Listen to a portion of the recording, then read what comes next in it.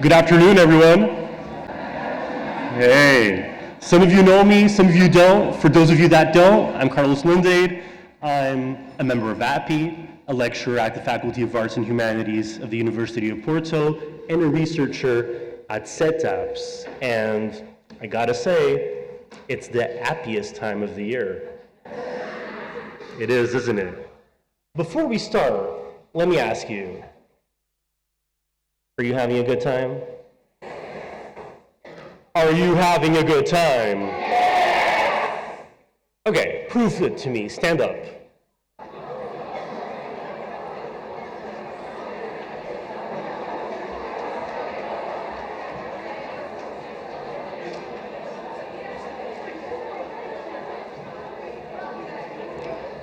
Let's bring the house down. Let's party.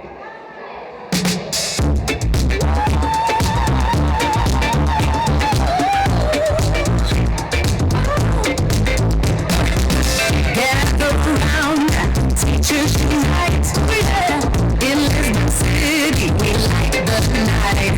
AI's in the house, it's changing the way.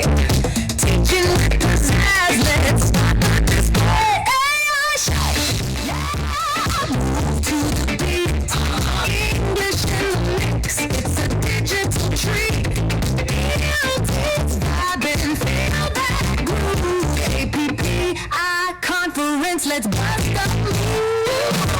Oh snap, we got apps to the show, yeah. Interact the jams, let's watch them grow. Students vibing with tech so fly. Innovating education, oh my, oh my,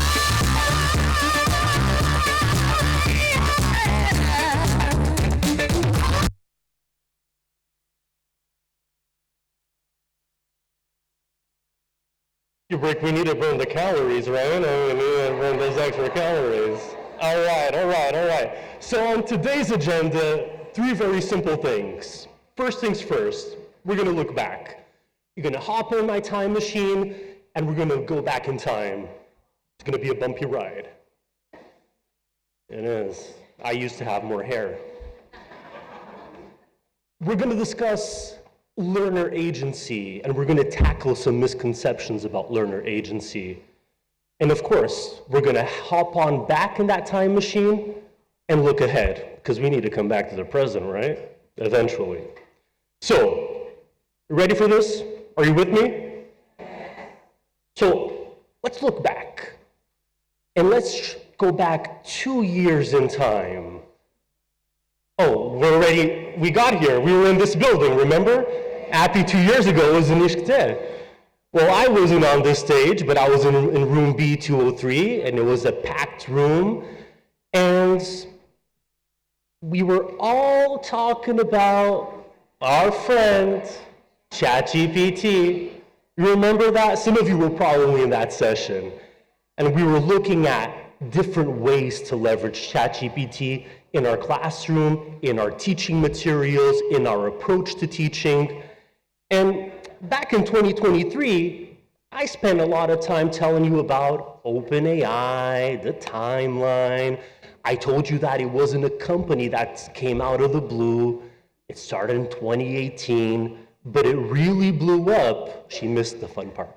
But it really blew up on the 30th of November of 2023, when the version 3.5 was released to the public. That's when we all started talking about ChatGPT, and all of a sudden AI wasn't some kind of sci-fi thing. It became real. It started impacting our life, our classroom. And during that session, I shared some examples of ChatGPT in action. I shared some prompts like this one. You are an EFL teacher based in Portugal, preparing your first day with your new class. As an icebreaker activity, I would like you to present in a table the meaning behind the names of my learners, the origin, the equivalent in English. Do you understand? And I posted the names of my students. Now, I didn't give too much information. I don't want to give ChatGPT my personal information. I don't want to tell ChatGPT where I work. Probably knows. But Got some pretty solid results. I got a very nice table with the meaning, with the origin, with the English equivalent, if there is one. And what can we do with this? Can we leverage this material as an icebreaker activity? Some people are shaking their heads like, absolutely not. What a waste of time. What a waste of resource. Here you go. You have the guys telling us not to say please and sorry to ChatGPT, and this guy's using it for nothing. Well, actually, we can do a very interesting communicative icebreaker activity. We can ask students to sit in pairs. We can ask them to talk to each other. What does your name mean? Do they even know what their name means? Why did your parents call you that name? I mean, is there a funny story? Hey, would you rather be called your English equivalent, or would you change your name to another name? And then each partner can share each other's opinions with the class. Very nice icebreaker activity. We get to know a little bit about them. Maybe we're going to get to learn a personal anecdote, why they got that name. It was my grandfather's name. It was the name of the doctor that helped deliver me out. Hey, yeah, it happens. And especially for all those Game of Thrones fans, they got stuck with Daenerys for the rest of their lives, and then they gave us season 8, and it ruined everything. Yeah.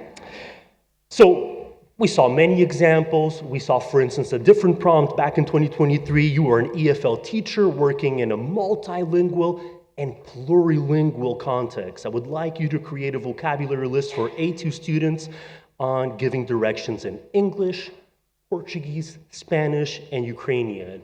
And hey, most of us are working in multilingual and plurilingual contexts. So why not leverage ChatGPT to help us create word lists? Because with something like this, we can create very easily an information gap activity and get them working together collaboratively to complete, to learn how to say it in different languages, et cetera, et cetera, et cetera. It's not rocket science, but it sure beats the hell of doing this on Word for an entire afternoon. Another prompt that I shared with you was related to evaluation, assessment. You're an EFL teacher working in a Portuguese state school teaching a B1 group. I would like you to create an holistic rubric for students to assess each other's opinion essay on the topic, why are my grades worse now that I'm using AI for my homework? Please remember that this rubric must present accessible language for the learners. And hey, if Gabriel Diaz was on the stage, I'm sure that he would tell us all about the difference of assessment of learning, for learning, as learning. But the truth is, ChatGPT can help us create very interesting materials for assessment to leverage different types of assessment in our classroom. So for instance, it gave me something like this. Excellent, good, okay, needs improvement. And then it gave me weak. And I said, ugh, I don't like weak. So I rebranded level 1 to what happened? Better than calling them weak, right? Because maybe something happened. Maybe there's an explanation why they didn't provide a solid piece of work. And this could be a nice form of assessment. We could follow that up. And nowadays, ChatGPT also follows up with some prompts. One thing I liked about your essay was, one thing I could do to improve is, next time try to, hey, great material that we can leverage for assessment. We could also do a more analytical rubric using the same prompt just by changing holistic to analytic. We would get a rubric very similar to the ones we get in the national exam, the 550 English exam. And hey, we can adapt this, cater this to provide a rubric for speaking or writing activities. Hey, this takes hours to build from scratch. Now we can build it in a matter of seconds. We can pilot this material, adjust it, and if it works, it works. If it doesn't work, it's okay. We can adapt it, we can change it, we can improve it. And of course, there are many things that we can do. Besides assessment of learning, we can, again, use the same prompts, adjust it slightly, and instead of asking ChatGPT to produce a rubric, why not ask it to produce a checklist? Maybe it makes more sense for the context that I'm working in. Maybe this is a checklist that my students fill and that I fill. And maybe sometimes I'm going to agree and sometimes I'm going to disagree. Maybe these are some meaningful checklist items. I answered a question clearly and gave my opinion. The student ticks and we don't.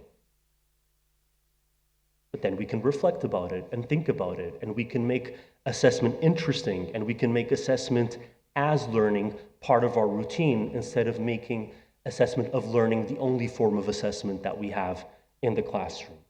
Now, again, there are a lot of reflection options that we can add after a checklist like this. What was the easiest part of the writing? What was the most difficult? The teacher can answer different questions. What was one thing the student did well? What was one thing that they should work on? And then we provide tangible and meaningful feedback. And this is important if we're in the business of helping students become more agentive in the classroom and having a sense of control over their learning. Now, I finished that session 2 years ago in room B203. I have to look that up, I don't remember. And I told you that a principled use of AI chatbots can help you do many things. It can help you plan, obviously. It can help you plan parts of a lesson, not the entire thing, but maybe part of it. It can help you prepare a unit. It can help you prepare for a field trip. We have to do a lot of administrative paperwork when we prepare a field trip, right?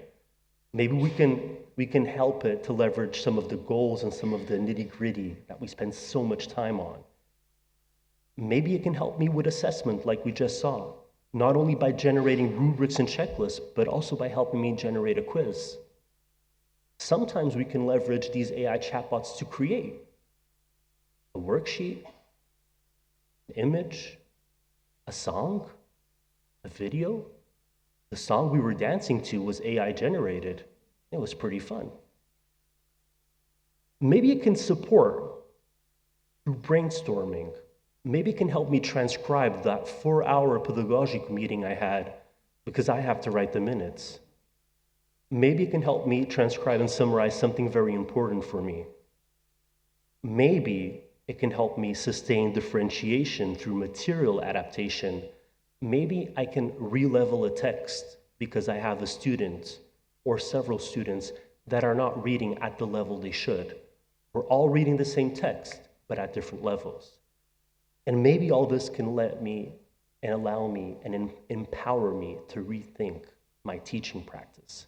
Now, an agentive student can also look at this and reflect and use this, because an agentive student could look at this and say, hey, I'm going to use the AI chatbot to help me plan how I'm going to study for the 4 tests I have next week. It could help them create checklists.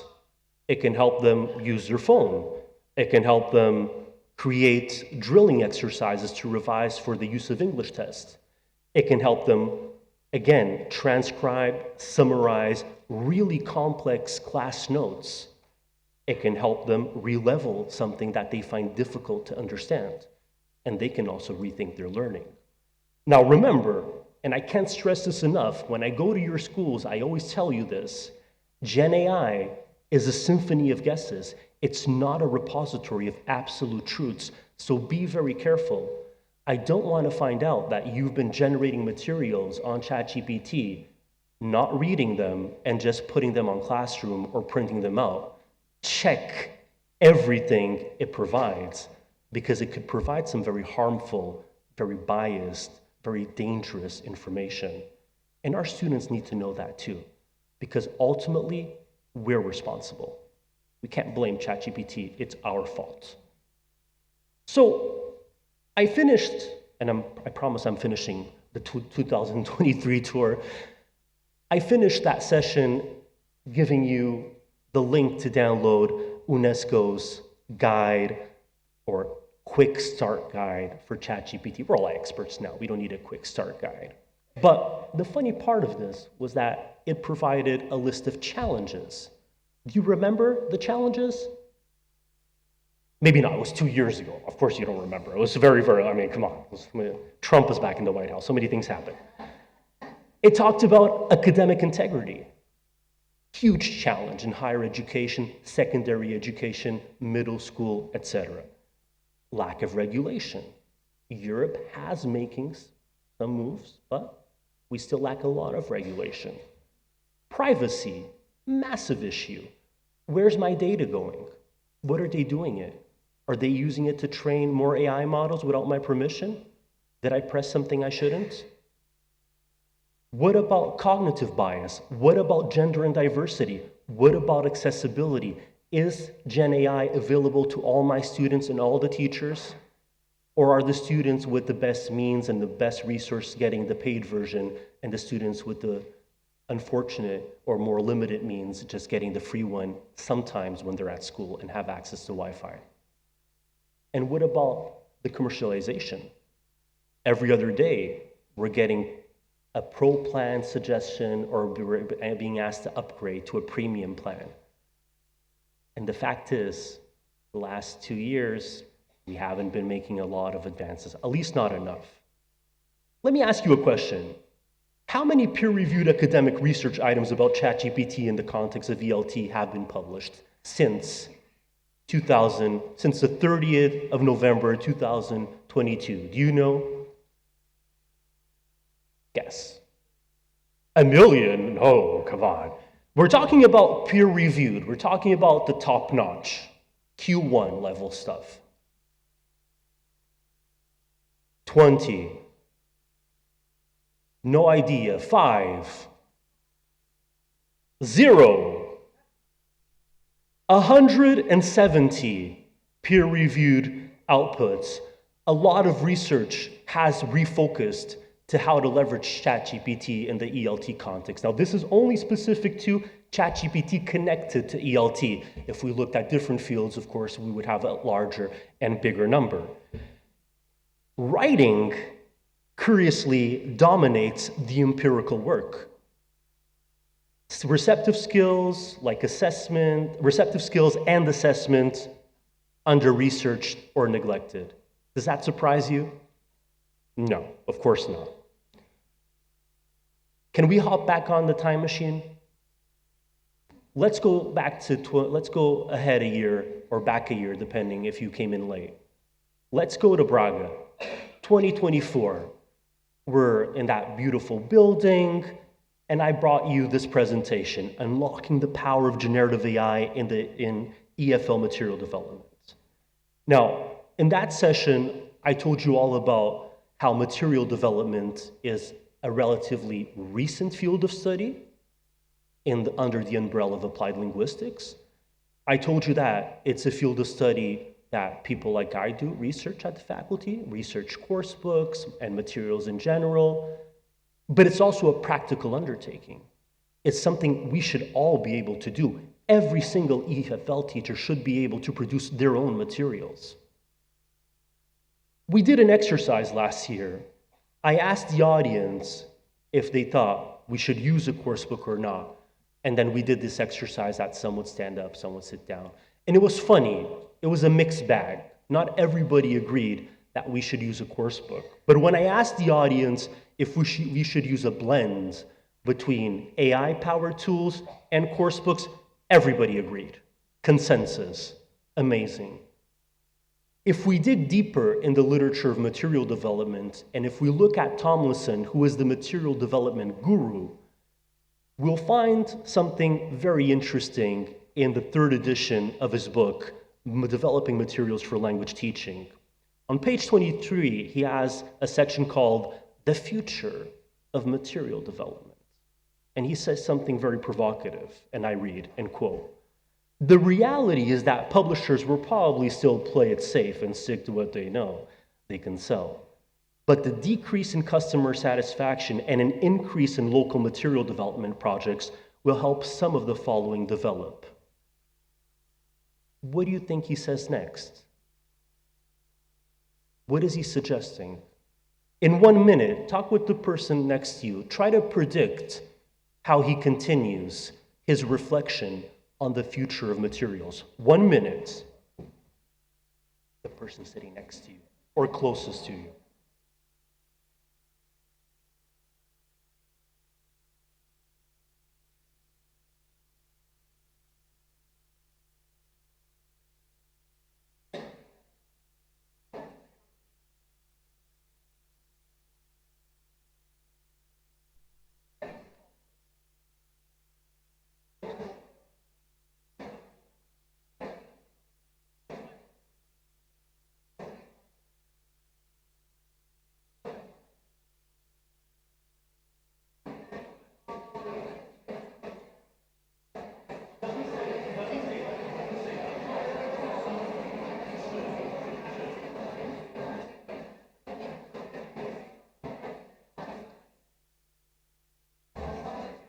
3, 2, 1, take off.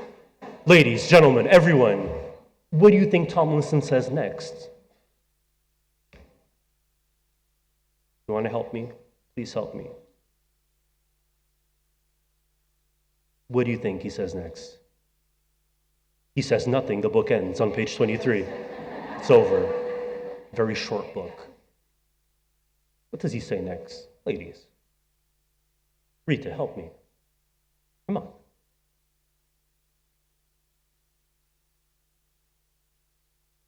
Teachers will be writing their own materials. He doesn't say that exactly. What he does say is, moving forward, we're going to see more actively engaging content. He also argues that there's going to be greater emphasis on multicultural perspectives and awareness, greater personalization and localization of materials to achieve the connection between learners and materials. Come on, this is essential for language acquisition. Greater flexibility of materials and the encouragement of creativity and their use. Greater humanization of language learning materials with the emphasis of treating the learner as an individual human being with interests, attributes, experience, and intelligence. And we know that sometimes materials treat the students like dum-dums. But you know what he actually says on page 24? He says that more materials are going to making use of multimodal approaches for language learning, which is one of the reasons why we're here, to learn about multimodality. If you're interested in material development, and if you're interested in Tomlinson's work, in chapter 23, one of the guest writers actually provide the following. Multimodal discourse involves text, interactions, and events which are constructed using language, images, and other resources such as music, sound, gestures, movement, space, and 3D objects. Multimodality has a key role to play in the development of materials for language learning, since most discourses today are multimodal in nature. And if you were here yesterday listening to Nick Peachy and to other sessions, you already know a lot about multimodality. But if you want to know more about how to develop multimodal materials for your ELT groups, hey, this could be a great way to start. It's my professional tip. Now, last year, I showed you that you don't have to be an expert in music, you don't have to be an expert in video editing to create your own multimodal materials. And I gave you the example of InVideo AI. With a simple prompt, you can create a very interesting resource. This is an example for this year. I'm sure you've heard the news. AI is coming for our classrooms. But relax, your lesson plans are safe for now. Or are they? Picture this. Students asking, "Teacher, can AI do my homework?" You yelling into the digital abyss, "ChatGPT, save me from Monday, sir." Textbooks crumbling while a robot hands you a tablet. Welcome to Grammar 2.0, where photocopies are out and clever prompts are in. Why just teach about tech when you can teach with it? So sip that coffee while chatbots wrangle irregular verbs, because in ELT, generative AI isn't science fiction anymore. It's not science fiction anymore. Got that part right. Now, I can share with you that with my undergrads, first-year undergrads, I got them creating film trailers on InVideo AI and actually sharing them in the classroom, making a pitch. We were all sharks, interested in investing in their films. And then because the trailers were so poor and so bad, we actually had a beautiful discussion on generative AI, the limitations of AI, the ethical use of AI, and it was a fun way to bring AI into the classroom. Now, there's more. Last year, we briefly explored Mizu, one of the things that blew up in my face. I wanted you to interact with the chatbot. That was a waiter in a restaurant in Vancouver. You guys didn't have a Wi-Fi connection, and it didn't work out. But again, very interesting way to get students to work on their written interaction skills for 10 or 20 minutes, and you have access to a report card and a transcription of what they exchanged, etc. We talked about DIFIT last year and how you could provide a link, how you could provide some information that you found online and create really interesting vocabulary exercises, vocabulary worksheets, or really interesting reading comprehension materials.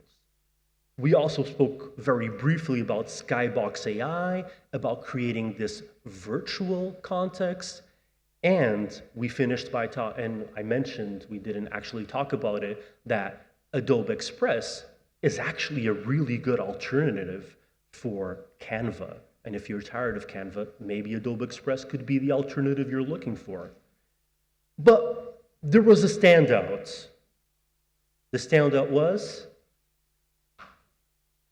there was no standout. What was the name of the music generator? Suno. Suno was the standout. And we all enjoyed Suno a lot. We had a lot of fun. We created a song live. We had that live demonstration. Now, this idea of being able to create songs for specific pedagogical purposes, cater-made for my students with the vocabulary that I want, it's really interesting.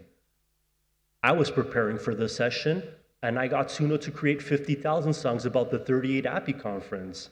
I got it to create this one, Teach the Groove. Yeah, welcome to the conference, minds in the zone. Lesbian vibes hitting, the teachers are flown. Innovators stacking lessons, shining so bright. APPI energy keeps the vibe tight. English warriors breaking the mold. Dropping knowledge bombs, platinum not gold. A party of ideas where the language unfolds. English teachers, legends retold. Grammar architects build bridges with flair. Taking words higher, straight into the air. Phonics and verbs, they learn for the masses. Drop the mic, they teach in master classes. It's true, right? Every class is a masterpiece. I mean, pretty cool. You generate the song, you get to generate the lyric video. Okay, I need to share one more because I couldn't decide, so I have to share one more.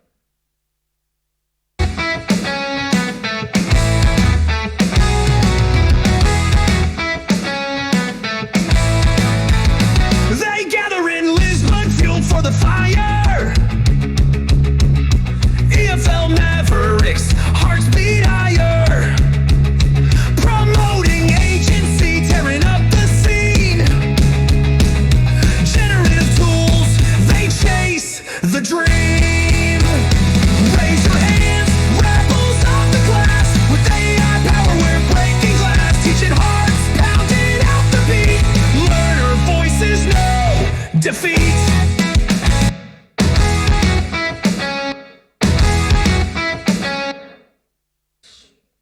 Song is really something. But listen, I mean, we can create these materials, but we could also leverage this to promote learner agency. I mean, of course I can use this because I'm a homeroom teacher, I'm a DT, I have 28 students under my wing.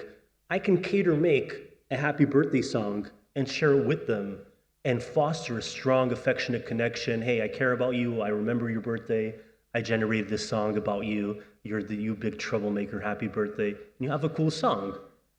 I don't know what they listen to nowadays, trap maybe? Sure, it can generate a trap song with some nice words, and if the prompt is right, it'll generate an amazing song. Of course, we can get students to do the same about us. Why not get them to create a song about their English teacher? Why not get them to generate a song about what they learned this semester or throughout the year? Why not get them to generate a song about something they want to learn and share it? That's empowering them with agency, giving them an outlet to express themselves creatively. We shouldn't hide this from our students. We use these tools, we should be transparent about them and tell students where the red lines are, but more about that later. So we know that there are a lot of tools, maybe too much or too many to keep up with. We know that some tools used to be absolutely brilliant, like Tweet, that was 100% free, and now it's almost impossible to use because you have to pay. And it's a pity. I also told you last year, don't overwhelm yourself, don't burden yourself, choose one or two apps that work for you and stick with them. Don't try to use all of these apps because then you're going to be overwhelmed. Now, I ended last year with this reflection. By balancing the use of a course book with some AI-powered tools, we, EFL teachers, can foster a more adaptable, inclusive, and engaging learning environment that better meets the needs of the learners. However, and as we well know, this is very complex because the tools are not free, and our schools don't have budget to give us premium subscriptions. Well, not all our schools, obviously. So let's connect this to agency. Now, this is something that has been bugging me because I've been seeing a lot of misconceptions about learner agency, not only in some of the schools that I visit or teachers that I talk to, but also among some literature. Points of consensus. Hey, learner agency is all about intentionality. Agency isn't random. It's fueled by conscious goals and intentions. Agency is all about action over words. Saying you want to learn isn't enough. Agency shows up. Students actually do. They negotiate tasks with you when they use tools that you suggested or that they found out by themselves. They shape their identities, they're developing their agency. And there's also consensus when it comes to the context. Context is king. Agency isn't a one-size-fits-all solution or a one-size-fits-all magic trick. Agency depends heavily on the immediate environment, the classroom policies that you have in place, tech platforms, teacher stance on tech, peer culture, etc. But there's a lot of myths out there. Myth number one, agency and autonomy, they're the same thing. No, they're not the same thing. They're not interchangeable. Agency is the wider power to reshape goals, roles, and even the learning landscape itself. Treating them as synonyms wipes out the social and political dimension of learning. Myth number two, you're either agentive or you're not. It's a personal trait. No, absolutely wrong. Agency isn't backed into or programmed into your DNA. It's situational. It flares up or fizzles out, depending on the relationships, the tools, and even the task at hand. And you've probably noticed that throughout your career. 3, give students lots of choice and boom, agency. No, nice try. Offering choices without meaningful stakes or relevance just creates the illusion of agency. Now, real agency requires learners to genuinely influence their paths, not just pick a preset menu. 4, agency lives inside the learner. Teachers cannot touch it. Not even close. Agency is co-created with the teacher. It rises and falls based on how teachers design the activities, how your institution frames assessment, on how classmates interact in the classroom and get along with each other. It's a team sport, not a solo act. And last myth, agency is just motivation with a fancy hat. No. Motivation explains why someone wants to act. Agency is how they convert motives into context-savvy action. Juggling constraints, tools that are available, the social dynamics of the school, etc. So think of learner agency as a three-way handshake: intention, capacity, and contextual negotiation. Think of learner agency as ongoing, socially negotiated power to bend the conditions of English learning in service of your students' goals. Now, there's tons of references if you're interested in learner agency. These are some of the older references that are out there. You might be interested in this. You might recognize Gao from OUP's position paper, which is a very interesting position paper and provides a very nice and updated definition of learner agency. Now, one of the AI-powered tools I've been using at the Faculty of Arts and Humanities with my material development class is actually Notebook LM. of course, my colleagues always cringe when they see the logo, think smarter, not harder. But actually, it's a very interesting platform. It's actually a multimodal, game-changing platform. How many of you have used it? One person, two. We're together, two. Nobody over there? Oh dear. Well, it's very easy to use, especially if you're already part of the Google ecosystem and if you already use Google Classroom at school. You create a notebook. Here's mine, PMDI, my material developments class. I've uploaded relevant materials. Now, these relevant materials, as you can see, are not only PDFs. These relevant materials for the class can be Google Slides or PowerPoints. It can be websites, YouTube videos, multimodality. It could be class notes that you took and copied here, and you can upload up to 50 sources to create your notebook. And what happens? Well, at the very center, you have the typical chatbot. You have the possibility of generating a study guide. You have the possibility of generating a brief. But the coolest part is actually generating the podcast. And now, this podcast could be based on all the sources I provided or just 2 or 3. You want to check it out? So this is the podcast.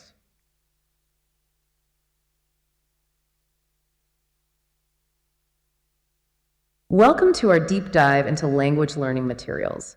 You've really piled on the sources this time. Academic papers, textbook bits, even notes from some conference. Wow.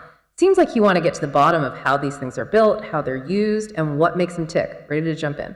Absolutely, let's do it. All right, so looking through this, we got to go back in time a bit, it seems.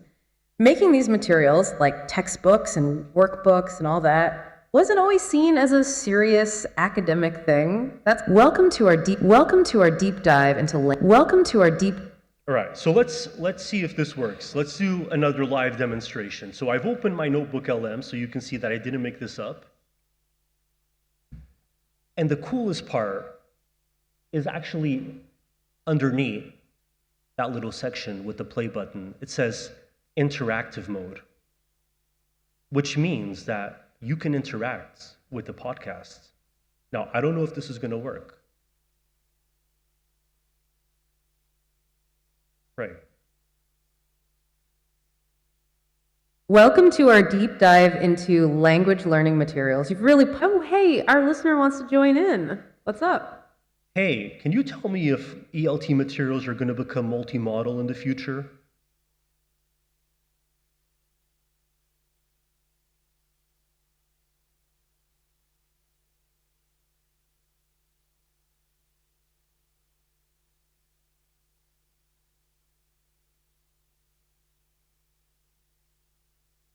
Let's try again. Oh, hey, welcome. What's up? Hey, what's up? What does a course book in 2025 look like?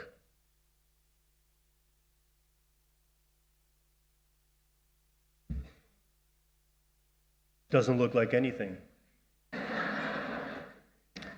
I can guarantee you that it actually works if we actually had a proper computer.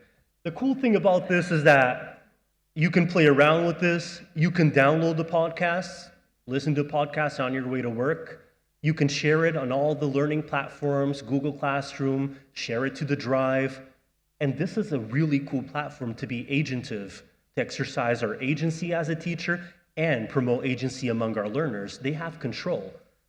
They have control on the sources, the materials, and they have control on what's happening. I tried, but I knew this was going to work.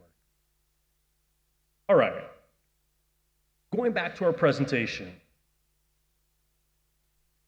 Ooh, that's a very tough sigh.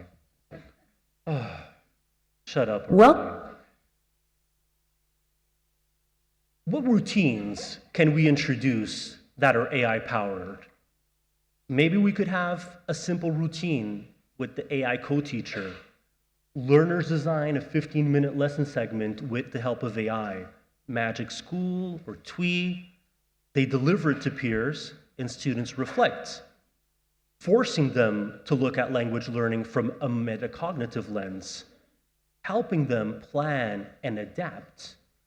Another activity inspired by the work of João Rodrigues is the AI meme challenge. Get them using AI to create a meme. Sorcerer by Antimatter, Super Meme, Recraft Meme Generator, you name it. They create a meme to explain a grammar point, class votes. If it's the explanation and the meme do not fit and tick all the boxes, they have to do it again with a different item. It's a low-stakes revision exercise, but it's a nice way to bring AI to the classroom for meaningful language acquisition, and it gives them some sense of control, and they can develop some agency over these tools. I mean, an APPI in the past has talked about using Hello History. Why not get students prepare an interview with an AI historical figure in Hello History?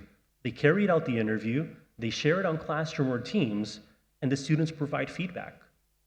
It's a nice way then to reflect on how accurate the answers you got from the AI bot is. And another routine or another activity you could do is the assessment hackathon. Why not? Students feed notes into QuestionWell, they generate a quiz, they swap and solve each other's quiz, give each other's feedback. Why not? Again, a lot of AI possibilities available and a lot of easy ways to bring it into the classroom where learners construct and refine assessment. Now, AI, technology in general, does not create active learning. It amplifies it when driven by clear pedagogical purpose. And that is something that has to be very clear and very present in all the decisions that we make in the classroom. So let's look ahead. And we need to look ahead with a very clear mindset, a very clear framework. And if this works, first thing we're going to acknowledge is that AI is not a trend. AI is not going to disappear next week. AI is here to stay. So we need to move towards good practice. What do I mean by good practice? We have to promote transparency in the use of AI. It's not something I'm going to say and tell my students, hey, you're not allowed to use AI, but I prepare all my lessons with AI. We have to use AI in a visible, discussed, and justified way. We don't always have to use AI, but if we do, is it justified? Let's talk about it. AI should serve pedagogy and not the other way around. And our schools must have a set of guiding principles that can make very specific decisions regarding the use of AI in each subject. Now, let me be honest with you. In this room, we have the smartest, the sexiest, the most interesting teachers in our schools, agrupamentos, all that jazz. We do. English teachers are the true innovators in our schools. We're the ones that take risks and bring a lot of the tech and try out things and inspire colleagues to try it out. Let's be honest, it's true, I'm not making this up. So I think it's time to be clear. I think we're the ones that should be promoting how, when, and why AI should be used. Because if we do it, the other languages are going to follow, it's going to become department policy, and then all the other departments are going to adapt our stance on AI, and then all of a sudden it becomes institutional policy. What do I mean by a clear stance on AI? Well, a clear framework on AI, a clear roadmap on AI. Now, this is based on, and it's an adaptation of several pieces. It's adapted from Design Thinking by Brown. It's adapted by the UNESCO's 2022 Generative AI guidance, the ISCTE standards for educators and students, and also Carnegie Foundation's continuous improvement literature. But if we look at these 4-5 letters, I think we're going to be able to actually make meaningful change. The C stands for a context map. In our next ELT meeting, let's have a chat with our colleagues. Let's check in with each other. Ask each other, which AI tool are our learners using in the classroom? Is it only ChatGPT? Maybe it's also Gamma. Is it legitimate, or are they using it under the desk? Are they trying to cheat their way? What unofficial rules are teachers enforcing? Talk to each other. Establish some shared realities so you have something to build upon. The L stands for learners-centered principles. Anchor your school, or in this case, subject policy, in values and not paranoia. We have enough of that in America. So, how can we protect privacy, equity, and well-being? How can we use AI to enhance language acquisition, and when does it replace it? You could build very easy we believe statements. We believe that AI or ChatGPT is justified for this purpose. Is it legitimate for summative assessment? No. Is it legitimate for formative assessment to use some AI tools? Maybe some of you think it is. Talk about it. When is AI allowed? When is it legitimate? Create the we believe statements. Some people are getting freaked out and they're leaving. Explicit boundaries. This is very important. You need to establish green, amber, and red boundaries. Maybe in one school, the green area is, hey, to brainstorm for ideas, AI is okay. ChatGPT is fine. Maybe to generate and practice some language skills, drilling some exercises, no problem, we'll go right ahead. Re-level texts that are too complicated, fine. But maybe for image generation for projects, it's sort of okay, as long as it's cited. Or maybe it's totally forbidden for essay writing and if you're not using the appropriate tools. Three-color table. You guys love using Canva. Our students love using Canva. It's something we could do together with our students. When is AI allowed? Green. When is it allowed under certain conditions? And when is AI forbidden? Make that transparent for your students and make that transparent within the ELT group. If you have that position, other subjects and other teachers will follow you in establishing this policy. Do not wait for the Ministry of Education to tell you the policy. You create the policy based on your school project, on what you believe in your school, and the reality of your students. Of course, the A stands for accountability loops. Hey, how will students disclose the prompts they used? Are they going to write it in a footnote? Are they going to write it in the beginning of the project? How are they going to disclose that they use? How are they going to inform the teacher that they used AI for the project? Think about it. How should they make this visible? What formative consequences happen if policy is broken? Do we call the parents? Do we call the DT? Is it we give them a 1 strike, 2 strike, 3 strike, you're out route? I don't know. We need to think about it. If they break the rules, what happens? And of course, how often will we review tool safety and bias? Once a year, the end of the year meeting? Once a semester? And lastly, road test and revise. Hey, you've just defined some guidelines, simple guidelines. You have your roadmap. You have your red, green, amber, everything is set. Let's test it. Let's get a couple of teachers to pilot the project in their classroom. Let's get them to observe some metrics for success, establishing what metrics are we going to do. Are we going to have a Google survey at the end to see if this was effective or not? How will we share this with our peers? Maybe this is going to be piloted only by 1 teacher. Maybe it's going to be piloted by 2 teachers. You have to decide depending on the context you work and the classes and the groups you have. Now, ladies and gentlemen, the future of ELT is all about empowered learners and empowered teachers. And at the heart of this talk is a very human idea that learning should feel like it belongs to the learner. Gen AI, generative AI, regardless if it's ChatGPT or something else, can help us get there. But only if we stay grounded in pedagogy, guided by principles, and driven by purpose. And hey, if we keep the learners at the center, let's make their agency, not the AI algorithm, our North Star. Do you agree? Do you really agree? Not sure I'm convinced. Two things to finish. I would like to encourage all the speakers that are in the session to actually submit an article for the next book of proceedings. And if you haven't checked out this year's book of proceedings, please do so online. It's on the APPI website. Great articles there.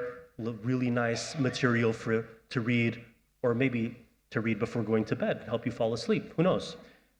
And if you're into CLIL, I would like to invite you to come to the Fort Colloquium that we're having on the 30th of June in Castelo Branco.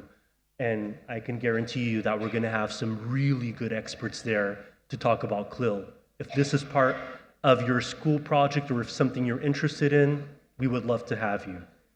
I want to thank you, and I want to end the way we started, with music. Thank you.